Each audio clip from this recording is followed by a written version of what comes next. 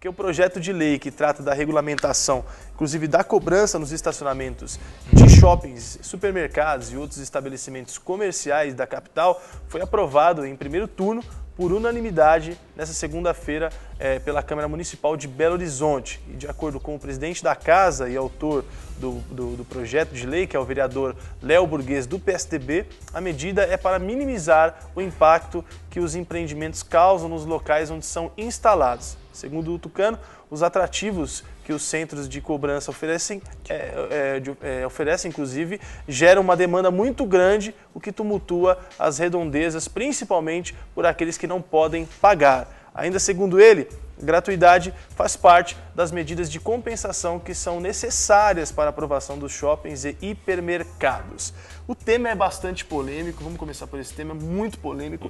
Enfim, deve-se cobrar, não deve-se cobrar? Na sua ótica advocatícia, que pode falar assim, né, doutor? Pode. O que você acha, doutor? Olha, eu vou começar mais pelo final da notícia, que é uma questão que está acessória a ela, mas eu acho que vale a pena a gente discutir. Em todo grande empreendimento, em qualquer município, seja ele de pequeno, médio ou grande porte, você tem que ter, em alguns casos, a contrapartida desse empreendimento. Ou seja, se você monta um shopping center, por exemplo, isso altera completamente a vida daquela região.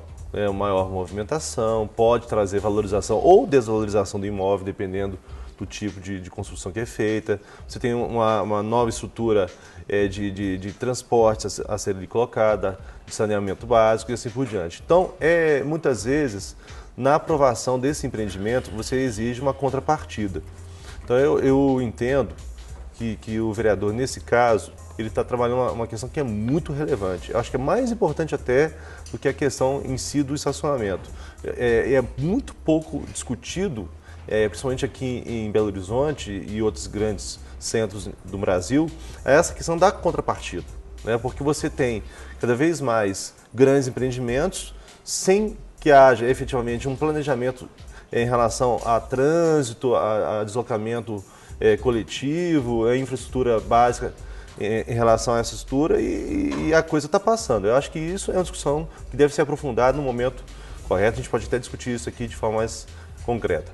Com relação ao estacionamento, eu fico muito feliz com essa proposta que teve de tema, porque eu exatamente estava coordenando o PROCON de Belo Horizonte quando essa discussão iniciou-se aqui na capital de Minas Gerais. Eu chefiei o PROCON de Belo Horizonte de 2001 a 2004, foi exatamente o período em que você teve, o Jean vai lembrar bem, né, você teve aquela transição que os estacionamentos de shoppings eram todos gratuitos. Sim. E começaram a ser cobrados. Né? Então, naquela época, o PROCON de Belo Horizonte sofreu muita pressão para se posicionar em relação a isso, e eu até tive um posicionamento bastante duro naquela época e faço questão de expressar. Porque é o seguinte, o grande questionamento que eu faço dessa história toda é que dessa transição que houve, da gratuidade para ele ser pago, eu não estou discutindo se ele tem o direito de cobrar ou não, eu ainda não estou discutindo isso. Estou discutindo qual foi o peso para o consumidor em relação a essa questão. Porque o que eu sempre demonstrei é o seguinte, tudo bem, vamos dizer que a tese de cobrança e estacionamento está correta, eu não estou falando que esteja, mas vamos dizer que ela esteja. Será que houve redução do custo de serviços e de produtos dos shopping centers para o consumidor?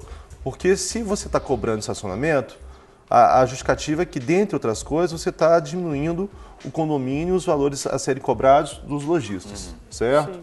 Então, isso deveria ter uma diminuição desses valores para que os lojistas, inclusive, diminuíssem um pouco a carga de valor cobrado para o consumidor, porque a gente sabe que o preço ofertado àquele consumidor ele tem uma série de componentes. Obviamente que o custo que o lojista tem para a manutenção de sua loja é um desses componentes. Então, se reduz o condomínio, ótimo. Então, quer dizer que o consumidor ele está tendo uma vantagem na cobrança desse estacionamento. Quer dizer, quase que uma compensação em relação a isso.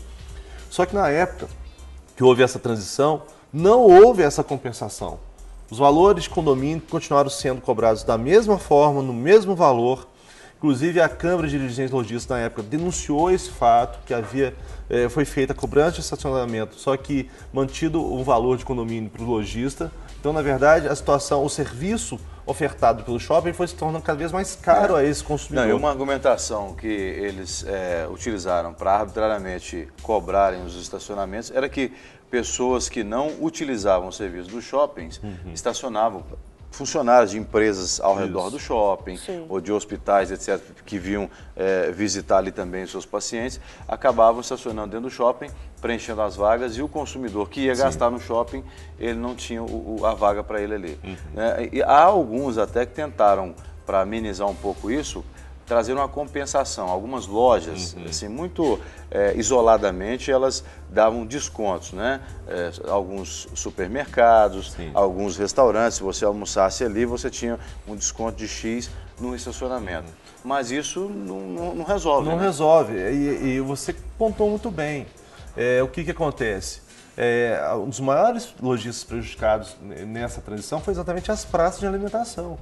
Porque começou a encarecer muito. O cara ia lá para almoçar, pagava lá R$10, R$15 no máximo no almoço, mas tinha que pagar mais o estacionamento, então ele fazia o cálculo. Não, é melhor eu almoçar num restaurante aqui próximo do que dentro do shopping center. Né? Então, alguns shoppings, de forma específica aqui em Belo Horizonte, começaram a ter seríssimos prejuízos, principalmente na praça de alimentação. Então, a discussão é muito mais complexa do que a gente imagina. Agora, eu pessoalmente, eu tenho uma tese da questão da venda casada. O que acontece? Você está pagando 2 vezes pelo mesmo serviço. Na hora que você paga pelo estacionamento, você paga pelo produto, e o lojista está repassando ao consumidor o valor que ele está sendo cobrado por aquele condomínio, que não houve redução por conta do estacionamento, obviamente que ele está pagando 2 vezes pelo mesmo serviço. Porque o estacionamento ele já vem cobrado no condomínio do lojista. Exatamente, né? exatamente. Eles rateiam a quantidade de vagas dentro dos lojistas. E não houve redução, né, do valor ideal da divisão do condomínio. Agora, você acha da que... fração ideal, melhor dizendo. Você acha que, retirando então esse estacionamento, não sendo mais pago, isso pode gerar também um aumento dos produtos no shopping? Pode, não pode. Na verdade, como não houve mudança da questão do condomínio, em tese não vai mudar nada para o consumidor. Pode até baratear, né, no momento que ele não tem que pagar também pelo estacionamento. Agora, tem uma discussão um pouco mais complexa, porque alguns shoppings foram construídos aqui em Belo Horizonte, não tinha nada ao redor. De repente surgiram bairros, que aí realmente justifica, né, essa tese de uma cobrança para evitar aquele que não vai ao shopping e tal. Então, nesses últimos 10, 15 anos, está se tentando meio termos. Então, esse histórico eu estou tentando resgatar para chegar nesse projeto. Esse projeto não é novidade. Ele é mais que se discute no país inteiro em torno disso. Né? Então, se tenta alguns equilíbrios. Por exemplo, eu acho razoável que o consumidor ele tenha uma certa gratuidade de estacionamento em torno de 20 minutos a 30 minutos da sua entrada lá. Por quê? É o período que ele possa desistir de estar lá. Hoje são 15 minutos. Eu acho que 15 hoje é pouco, dependendo do shopping center. Então 20 a 30 minutos, 30 minutos eu acho razoável para ele desistir. Né? Porque às vezes ele chega lá, vai numa loja rapidamente, vê lá, acho que 30 minutos é razoável para ele não ter que pagar.